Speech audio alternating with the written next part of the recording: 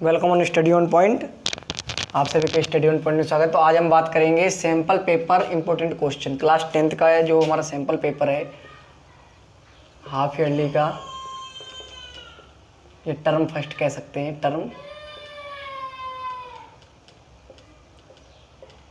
First term का जो sample paper है आज उसकी हम बात करेंगे कि किस प्रकार से इसको सोल्व करना है और किस प्रकार का पैटर्न है। हमने आपको कहा था कि आपको दिखाएंगे भी कि सैम्पल पेपर किस प्रकार से आया है। ये है हमारा सैम्पल पेपर सीबीएसई के टर्म फर्स्ट का 2021-22 का सैम्पल पेपर है। एमसीक्यू बेस्ड होगा क्वेश्चन। और ये क्या कह रहा है कि this question paper is prepared by team of teachers in my CBSE guide. मतलब कि ये सीबीएसई गाइड से पेपर आया है, ठीक है, उनकी वेबसाइट से लिया गया है, माई सीबीएसई गाइड की वेबसाइट से। और इस पेपर में क्या है 40 क्वेश्चन होंगे, टाइमिंग होगी 90 मिनट की और 40 नंबर का पेपर होगा। ये 40 नंबर का इस टर्म में होगा, 40 नंबर का अगले वाले जो सेकेंड टर्म होगा उसमें होगा। तो 80 नंबर का आपके पेपर होने वाला है और 20 नंबर के आपके प्रैक्टिकल होंगे। तो इसके बारे में बात करेंगे कि 1 से लेकर 30 तक एमसीक्यू बेस्ड क्वेश्चन होंगे और 31 से लेकर के 35 तक अर्सेसन और रीजन क्वेश्चन होंगे और 36 से लेकर 40 तक केस स्टडी बेस्ड क्वेश्चन होंगे।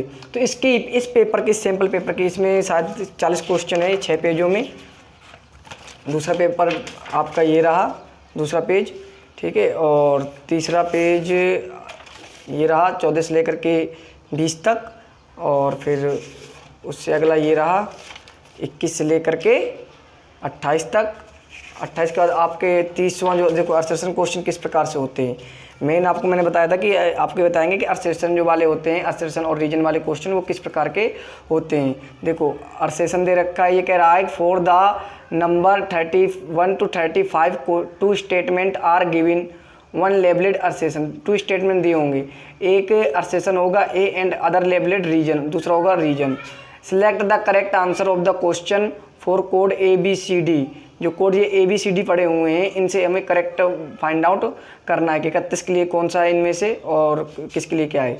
जैसे अर्सेसन कह रखा है पहला कि assertion and reason both are correct. पहला जो ऑप्शन है आपके पास कि अर्सेसन जो दे रखा है, अर्सेसन ये होता है जो हमने कहा है और फिर उसको सही बताने के लिए रीजन देते हैं।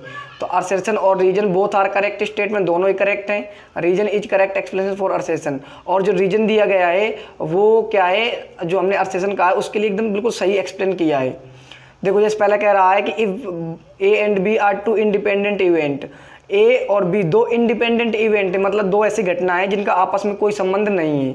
एंड इट्स गिवन डैट और प्रोबेबिलिटी एक 2/5 और प्रोबेबिलिटी बी की है 3/5। Then probability A intersection B, A intersection B मतलब कि इन दोनों को अगर मतलब क्या कि इंटरसेक्ट किया जाए, दोनों में कॉमन लाया जाए तो क्या होगा, दोनों इंडिपेंडेंट, कुछ कॉमन होगा ही नहीं, ठीक है। दोनों क्या कर देते हैं, मल्टीप्लाई कर देते हैं। तो वो यहाँ पर रीजन भी उन्होंने दे रखा है कि A intersection B equal to क्या होता है, probability of A into probability of B where A and B are 2 independent event. जब 2 हमारे इंडिपेंडेंट इवेंट, तो 2 ऐसी घटनाएं हो जिनका आपस में कोई संबंध ना हो और उनकी प्रोबेबिलिटी, टोटल प्रोबेबिलिटी निकालनी हो, दोनों की एक साथ प्रोबेबिलिटी निकालनी, दोनों की मल्टीप्लाई कर देते हैं, ये कह रहा है। तो देखो हमारा अर्सेसन भी ठीक है और रीजन भी ठीक है और ये रीजन अर्सेसन के लिए एकदम बिल्कुल सही एक्सप्लेनेशन किया है। तो हमारा पहला ऑप्शन क्या हो जाएगा, सही हो जाएगा। 4 ऑप्शन दे रखे, चारों में से कोई भी किसी भी स्टेटमेंट के लिए कोई भी ऑप्शन सही हो सकता है। इस प्रकार से उनको सोल्व किया जाता है। अगला दिखाते हैं। अगला देखो तुम्हारा क्या है 36 से लेकर 40 तक क्या है, केस स्टडी बेस है। ये केस स्टडी दे रखी है कार्टेशियन प्लान की, जो तुम्हारा चैप्टर 7 है कार्टेशियन प्लान वाला, कोऑर्डिनेट ज्योमेट्री जिसे कहते हैं, उससे दे रखा है, ठीक है। केस स्टडी बेस्ड क्वेश्चन, ठीक है। ये कह रहा है using Cartesian coordinate we make a point on graph for long and to far up it left to right horizontal और up down vertical direction y axis based on the fact के आधार पर क्या करना है हमें, ये इसको सोल्व करके ये इसको देख करके, इसको पढ़ करके इनके आंसर देने ही, ठीक है। तो इस प्रकार के आपके 40 क्वेश्चन आएंगे और इसके कुछ इंपॉर्टेंट क्वेश्चन आज हम सोल्व करेंगे अपने इस क्लास में। इसके क्या करेंगे, कुछ इंपॉर्टेंट क्वेश्चन सोल्व करने इसमें करेंगे जो थोड़ा मतलब कि हार्ड से हैं, ठीक है, जिनको हमें लगता है कि हार्ड से हैं उनको हम सोल्व कराएंगे, ठीक है। बाकी एक बार जब पेपर का थोड़ा जब टाइमिंग आ जाएगी, डेट शीट आ जाएगी, तब जितने भी सैम्पल पेपर होंगे उनको हम क्या करेंगे, सीक्वेंस वाइज फिर पूरे क्वेश्चन सोल्व करेंगे। अभी क्या है, कुछ इंपॉर्टेंट क्वेश्चन जो हमें हार्ड से लग रहे हैं इस पेपर में उनको सोल्व कर रहे हैं, ठीक है।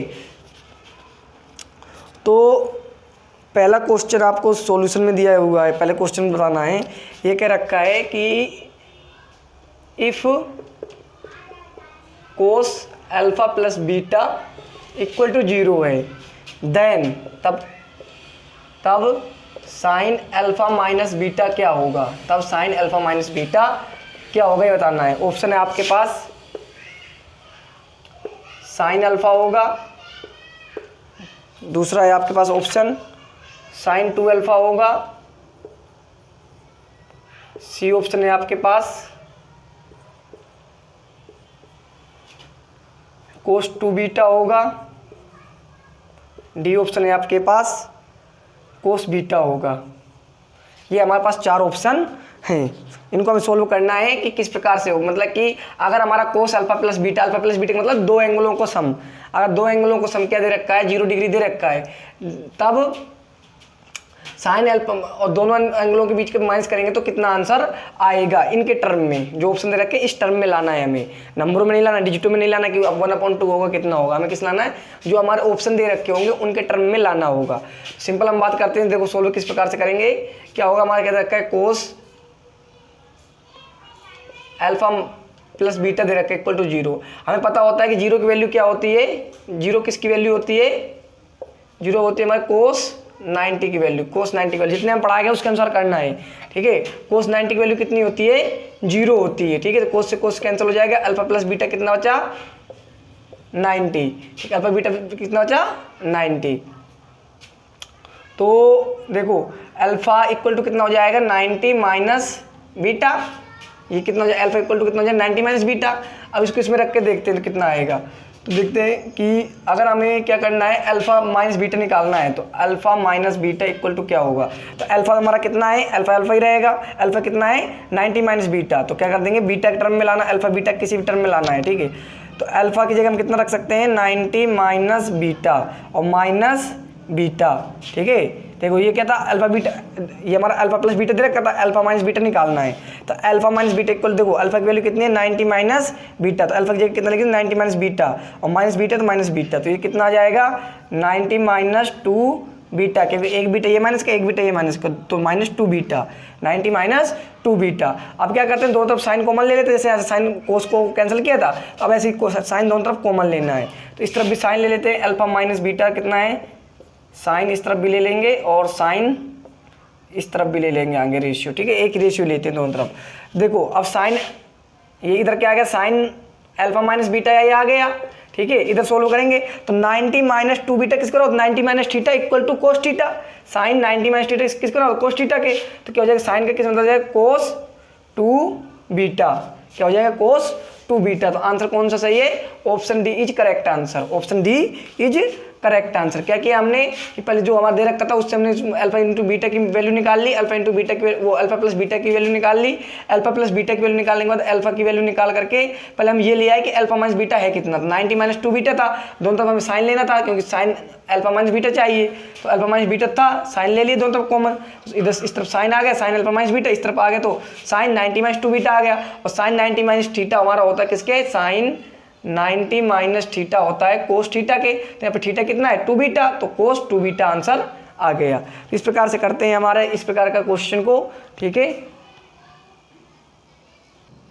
तो अगला क्वेश्चन आ गया हमारे स्क्रीन पर, देखो क्या है हमारे बोर्ड पर, अगला क्वेश्चन क्या है कि if alpha and beta are the zeros of the polynomial, polynomial हमारे दे रखी है पी एक्स, ठीक है, पी एक्स हमारे क्या पॉलिनोमियल दे रखी है x square plus 6x plus 2, then alpha in 1/अल्फा प्लस 1/बीटा किसके बराबर होगा, ये हमें निकालना है। तो पहले इसको सोल्व करते हैं कि 1/अल्फा, देखो पहले देख के इसको सोल्व करेंगे तो 1/अल्फा प्लस 1/बीटा किसके बराबर होगा, तो ये हो जाएगा, इनकी मल्टीप्लाई करेंगे इधर, तो देखो नीचे क्या आ जाएगा अल्फा इंटू बीटा आ जाएगा, ठीक है, इन दोनों को अगर एलसीएम लेंगे तो अल्फा इंटू बीटा आ जाएगा, इसकी मल्टीप्लाई इसकी मल्टीप्लाई, तो ऊपर आ जाएगा अल्फा प्लस बीटा, ठीक है। अगर क्या दे रखा हमारा इस प्रकार की फ्रैक्शन दे रखी है तो क्या आता है, इनकी क्रॉस मल्टीप्लाई करें इधर बीटा, ठीक है, तो बीटा अपॉन अल्फा हो जाए, इनको सोल्व करेंगे तो आ जाएगा बीटा, इधर आ गया अल्फा, तो अल्फा प्लस बीटा नीचे मल्टीप्लाई हो जाएगी, ठीक है। एलसीएम लेकर के सोल्व करेंगे तो एलसीएम कितना आएगा, अल्फा इंटू बीटा आएगा, तो हम नीचे अल्फा इंटू बीटा चाहिए तो यहाँ तक अल्फा तो है, बीटा की मल्टीप्लाई करेंगे तो आ गया बीटा,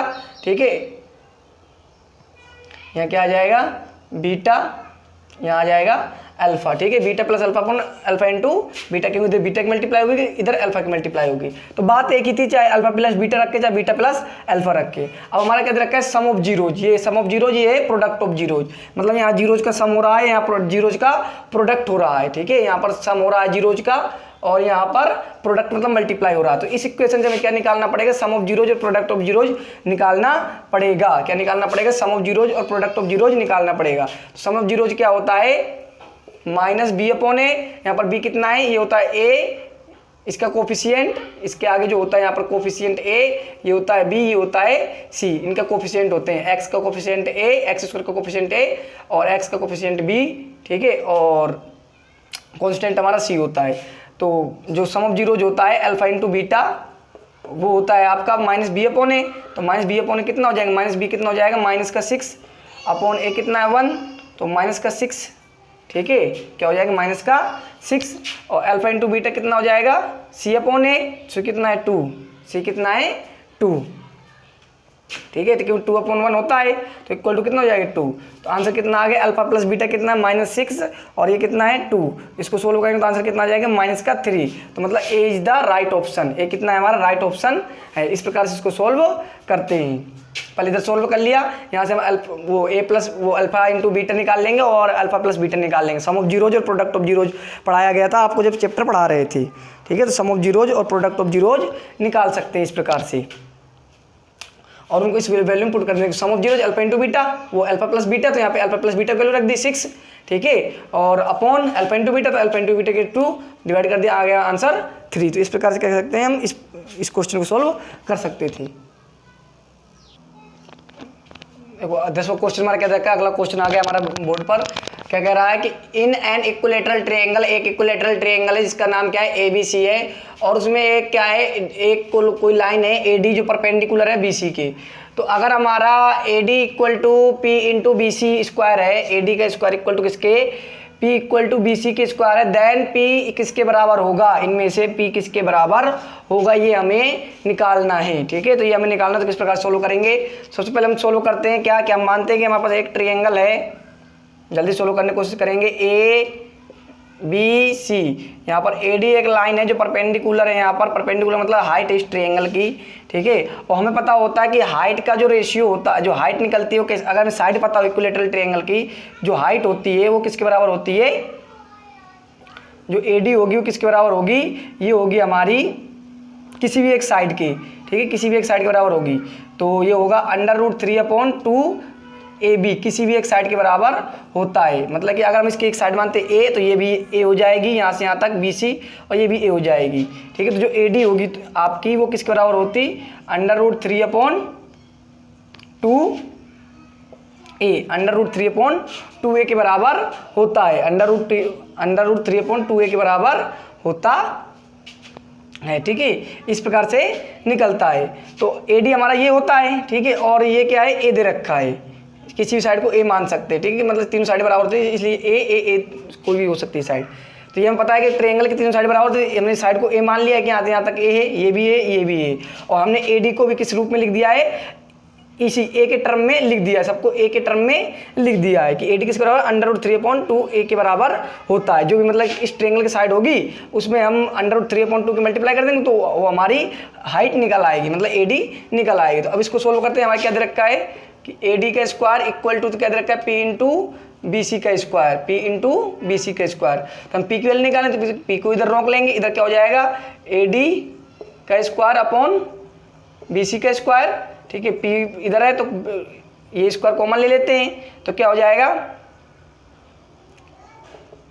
AD अपॉन BC का होल स्क्वायर, ठीक है। अब देखते हैं इधर कि P हमारे किसके बराबर आता है, देखो AD हमारे किसके बराबर है, √3/2A के बराबर है, ठीक है, अपॉन और BC किसके बराबर है, A के बराबर है, BC A के बराबर है, नीचे आ जाएगा A, इसका करेंगे होल स्क्वायर, A से A कैंसिल, क्या बचा हमारा सिर्फ √3/2, तो P इक्वल टू क्या बचा √3/2 का स्क्वायर। तो √3/2 किसके बराबर होता है, √3 का स्क्वायर करेंगे 3 और 2 का करेंगे तो 4, मतलब कितना आ गया 3/4। तो 3/4 क्या है हमारा सही ऑप्शन है, ठीक है, 3/4 क्या हमारा सही ऑप्शन है। किस प्रकार से किया इसको कि हमने सबको एक ही टर्म में लिख दिया है और क्या कर दिया है, इनका रेशियो निकाल दिया है। बस पी को उधर ले जा करके स्क्वायर कॉमन ले करके ये AD/BC था, दोनों को एक ही टर्म में लिख दिया। AD किसके बराबर था, 3/√2A के बराबर था, तो AD की जगह कितना लिख दिया, √3/2A, ठीक है। और BC किसके बराबर था, A के बराबर था, A से A कैंसिल, तो क्या बचा √3/2, इसका स्क्वायर कर दिया तो हमारा कितना 3/4 आ गया। तो इस प्रकार क्वेश्चन इस प्रकार से करते हैं।